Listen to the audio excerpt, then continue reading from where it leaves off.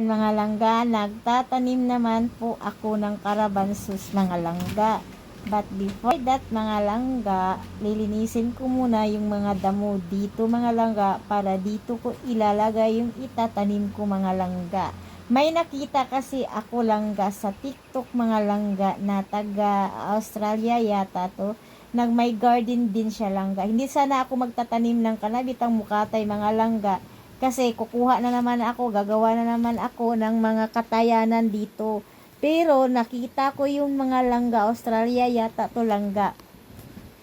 Inugsukan lang talaga niya ng kahoy ng mga maliliit para doon lang kumakatay kapag mabubuhay na mga langga at doon na din kukunin yung mga bunga. So, ganun pala kasimple yun.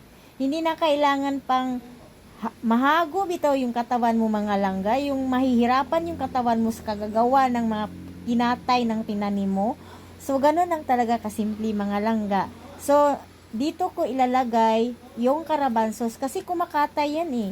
So, before that, nilinisan ko muna, no? Naguguna muna ako para ilalagay ko dito mga langga.